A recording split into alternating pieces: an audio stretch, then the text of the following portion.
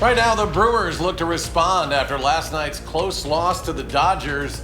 We're live at American Family Field for tonight's big game. Plus, a woman charged with killing two teenagers in a crash is headed to trial. We'll have details from testimony in court today. And nearly a year after a Rock County murder, why a Janesville mother says investigators aren't doing enough to bring her son's killer to justice. We welcome you to News 3 Now at 6. And good evening. Thanks for watching. I'm Eric Franke. And I'm Sarah Carlson. Well, after last night's loss to the Dodgers in the NLCS, the Milwaukee Brewers are now looking to even the series tonight. And while a loss wouldn't end the season, today's game does feel like a bit of a must-win. Sports director Andrew Banster live at American Family Field ahead of the big game. And Andrew, what is the vibe as you see the fans filing in out there?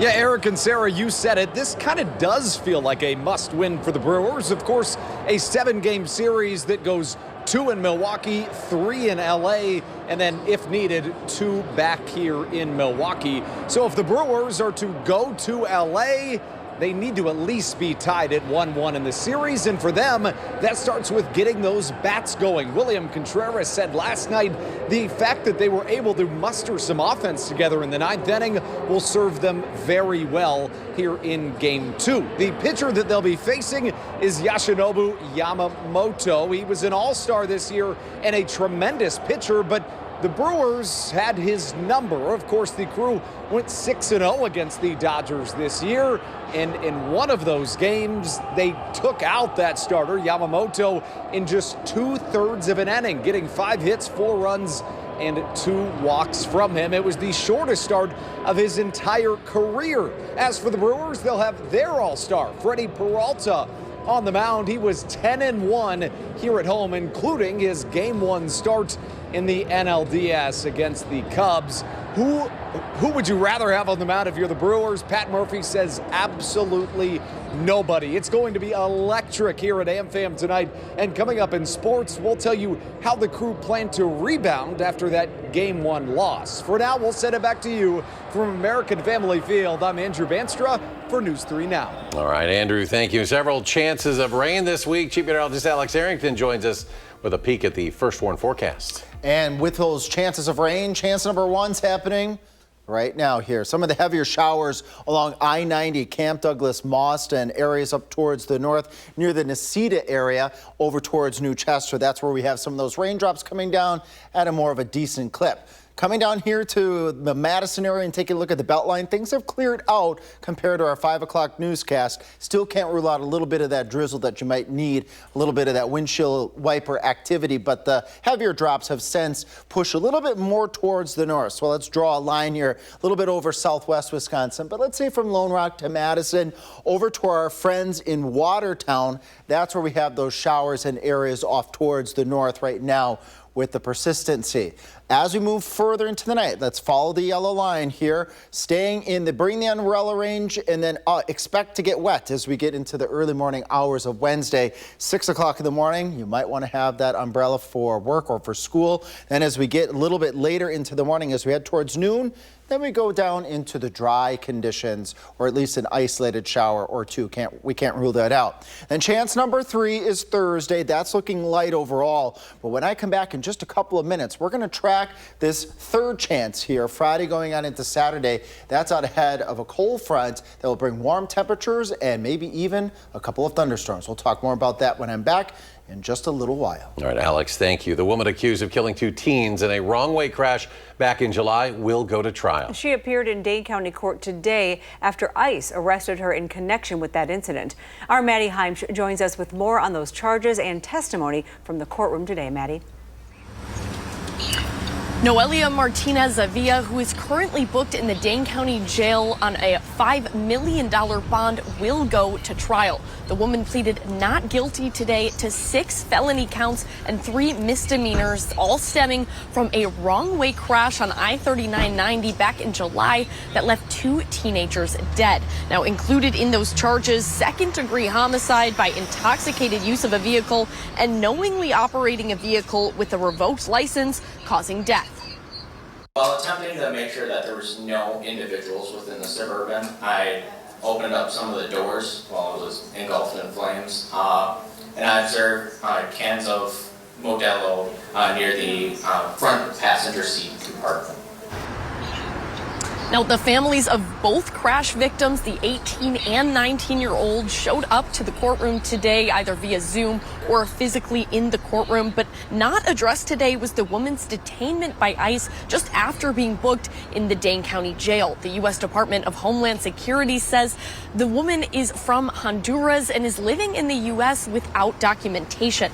We'll have more on the details of that arrest coming up tonight on News 3 Now at 10. Reporting live in downtown Madison, I'm Maddie Heimsch, News 3 Now. All right, thank you, Maddie. In other news, the woman accused of killing her mother in Blue Mounds is pleading not guilty by reason of insanity. Sierra Schoonover is charged with first-degree intentional homicide by dangerous use of a weapon. Back in June, she was found competent to stand trial. In court today, the judge accepted her plea and considers her guilty. Now, back in April, Heather Schoonover was found dead at a home on Smoky Mountain Trail. A neighbor saw Sierra arguing with her mother prior to her death. Sierra was taken into custody after crashing her car nearby. Well, a Janesville mother says she will not rest until justice is served for her 20-year-old son who was shot and killed in Beloit last year. Jaden Benitez's mother tells our Armand Rahman she doesn't think investigators are doing enough and it's keeping her from getting closure. Armand? Eric, Sarah, according to court documents, 20-year-old Jaden Benitez was shot and killed from behind. Police say suspects attempted to rob him in a vehicle in the area of Nelson Avenue in Beloit. This is his video camera that he shot his music videos with. They say a picture is worth 1,000 words, but for Erica Meyer, This is Jaden just in his element because he always thinks he's so handsome. this room in her new house is worth 1,000,000 memories of her son, Jaden. He went on to running his own business. He shot a music video for a lady named Anaya in Hollywood. He was in Atlanta. He was a pretty frequent flyer in Chicago. He was known as the man with the plan by his friends. It was like Jaden always had a plan for all of us, and he wanted everybody to win. Unfortunately, Jaden's plan and his life were cut short. He was shot and killed in April 2024 from behind in a vehicle in this area of Beloit. It's just an awful feeling, you know? It's an awful feeling to watch somebody just elevate so high and then just somebody just take them down and nobody is accountable.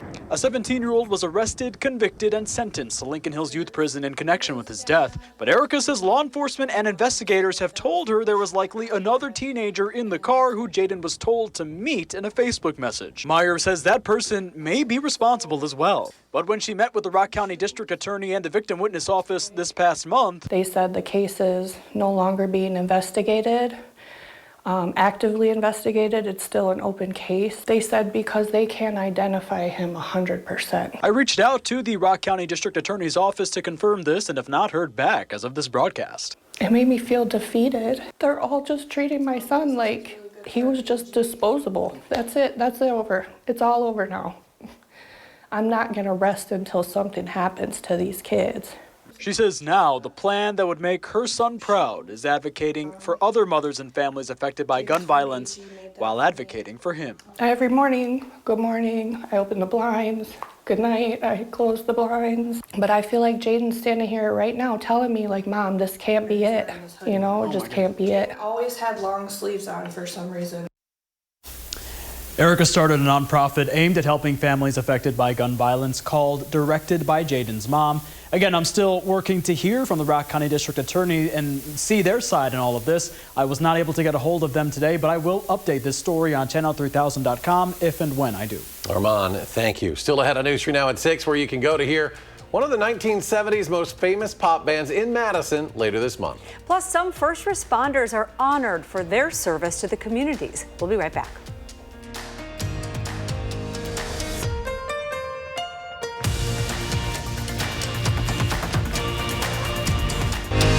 You're watching News 3 Now at 6.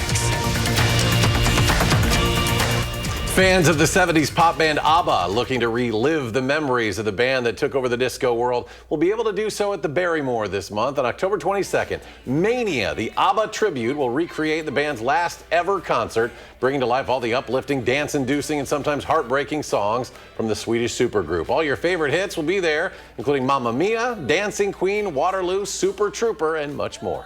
Be ready to dance, be ready to sing, come in your favorite whatever it is. I say glitter, but fun outfit, whatever that means, whatever relates you to ABBA the most, just come ready to party with us. That's what we plan every night when we go out on stage. We get the audience up on their feet pretty darn quickly. So just come ready to sing, and we're excited to share the music with you. Sarah, you can finally use all those ABBA outfits you have. Yep. Tickets are on sale now through Ticketmaster. Doors open at 6:30 p.m. The show starts at 7:30. You better believe it. Yep. Well, first responders from across the state were recognized at the Capitol today. It was all for the 2025 Wisconsin First Responders of the Year. One of those honored at the award ceremony was Officer Derek Austin of UW-Madison Police. Representative Renika Mayadev was proud to recognize him in the Assembly chambers for his selfless dedication and service to the community. Officer Austin, along with his K-9 Mavy, was one of the first to respond to the ALCS shootings last December. It's overwhelming. I don't like the spotlight. I feel like this is something that could be given to a number of other people that I could think of. So to be selected, I'm honored, but also at the same time, I don't like to be singled out, because it's not just a single person. It's the whole team of law enforcement first responders. And earlier this year, Officer Austin was also awarded the Commendation of Valor by UW Police. We should note he is married to our very own Josh Sprider. And still ahead, Halloween just around the corner. Find out how much Americans are expected to spend on the holiday. Plus, the Coats for Kids campaign heads into its second phase. How some of us at News 3 Now are helping it get there. And how much rain can we expect throughout the rest of the week? I guess it started tonight. And Alex will return complete forecast when we come back.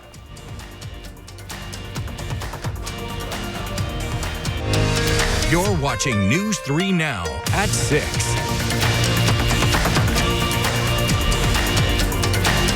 Well, our annual Coats for Kids is coming up, and boys and girls clubs across Dane County are hard at work sorting all of those coats and the other winter wear.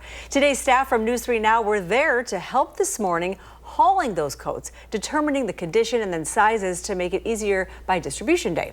Senior Club Director Danielle Burdick says they have received roughly 1,500 more coats than they did last year. And although the donation period is over, there's always time to help. The club is looking for volunteers to continue to help them sort and distribute the thousands of coats and accessories. It's a lot. Save the date. Distribution Day will be Friday, October 24th between 4 and 6 p.m. at the McKenzie Family Boys and Girls Club, the Erica and Anthony Fleming Boys and Girls Club, and the Allied Family Center. Well, has your pet struggled during the winter months? Tomorrow at 6:30 p.m., our chief meteorologist Alex Harrington shares his dog Loki's story. From chronic allergies to worsening symptoms as snowfall declines. Don't miss this important winter-ready special on WISC TV. When we have these warmer winters, we do see pets with allergies that are maybe itchy longer, maybe that have more like skin infections and ear infections. And catch the First Warn Weather Team Wednesday, that's tomorrow, 6:30 p.m., right after our newscast. Smart tips to keep your pets winter ready. Oh, there's Loki, a sweet guy. Well, another nice guy over there talking about some rain with the forecast. Yeah, I will give you the latest here on our rainfall throughout the next couple of days here. First, we got to get through tonight, early Wednesday, breaking the rain chances down here. Just a small chance on Thursday. Good chances for rain Friday night and Saturday. And we're going to track the two greater chances first. Right along I-90, Camp Douglas, Mauston. Rain probably coming down at a decent clip here. Windshield wipers for sure going back and forth up towards Juneau and Adams counties. A little bit of a trip to the south into southwest Wisconsin. Right along 151. Dodgeville over towards our friends in Mineral Point, over towards Argyle and Darlington. Just a little bit of light rain, but it takes just a little bit of that light rain, of course. Maybe it puts a glare on the road. Maybe your windshield wipers have to get going. I know for myself, there's always that glare that I got to keep an eye out for. And as we take note here along the Beltline, I don't see any shower activity now, maybe just a little bit of a mist, but a little bit earlier in our 5 o'clock newscast, there were quite a few showers going on. A lot of those showers are staying more towards the north at this point in time. Let's say from Lone Rock, Madison over towards, our friends say in Watertown and areas to the north. And that's where the concentration, where the focus is going to be for the next couple of hours here going towards 10 o'clock at night. As we move into the early morning hours, it sinks south a little bit. Scattered showers and isolated thunderstorm or two cannot be ruled out, so don't be surprised tonight. to hear a little bit of thunder, maybe a flash or two of lightning, but no severe weather is expected. 6 o'clock in the morning on Wednesday, a couple showers to start off the day, so you may need that umbrella and be prepared to have the windshield wipers going on that drive to work or towards school. Then by the time you get to noon, cloudy skies, a fall-like day, meaning we're going to see temperatures where they should be in the upper 50s to around 60. Water amounts about a 10 to a quarter of an inch from, we'll eye up here, Dodgeville to Madison to Janesville, areas to the north up towards Camp Douglas and the Dells, maybe a quarter to a half inch. This is a little bit further to the south than what it was showing yesterday. Friday and Saturday, we got another good chance for showers and maybe a thunderstorm or two. Let's take a peek at that here. Here comes that cold front moving in towards the area midnight Saturday as we head towards 9, 10 o'clock in the morning. Widespread showers, maybe a thunderstorm or two. And that front just kind of hangs around during the day on Saturday with our latest projections here bringing us rainfall. And some of that could be on the moderate side if this pans out, which we certainly could need. And then that weather system goes off towards the east. With that weather system heading towards us, we're going to have some warm temperatures before those showers and thunderstorms on Friday at 76. Warm ahead of that front, even though we'll have good chances for rain on Saturday at 69. And then we stay in the 50s to near 60, which is where we should be for October. And it feels good. It feels great. Your 10-day takes us to the 24th. When we get to that next one, that's a big one. The 31st. Yes, that's when the snow's going to right. come. It's always cold. I'm not going to deny that there are a couple weather models out there that are showing us getting a little bit on the cool side towards the end Always of happens. October. Halloween, we've had a couple years. bundle those kids up when they're trick-or-treating. That's the best part. Get ready. We're used to it. Thanks, Alex. Sure. Well, Americans are known to go all out for Halloween, speaking of, and this year likely won't be any different. That's right. According to the National Retail Federation's annual consumer survey, Americans are expected to spend an average of $114 per person this Halloween. That adds up to about $13.1 billion, which would be a record high. Candy, of course, the popular purchase, with total spending expected to reach $3.9 billion on candy alone. Spending on decorations and costumes will both also exceed $4 billion. And speaking of costumes, nearly 3/4 of Americans who plan to celebrate Halloween will dress up. This is a great video. According to a recent survey, Spider-Man, we just got a glimpse of him, is the popular choice for children, with 2.3 million planning to dress up as that comic book hero. A princess, witch, and ghost costumes are the next popular. Now, the most favored dress-up characters for adults this Halloween are expected to be a witch, vampire, and pirate. Many people are including their pets in the costume fun, with the most popular being a pumpkin. Look, there's Spider-Man again. He can't get that thing off or on. Well, the Brewers, they're looking for a hero tonight. And coming up in sports, we're heading back to Milwaukee. Brewers getting ready for a crucial Game 2 in the National League Championship Series. Stay with us.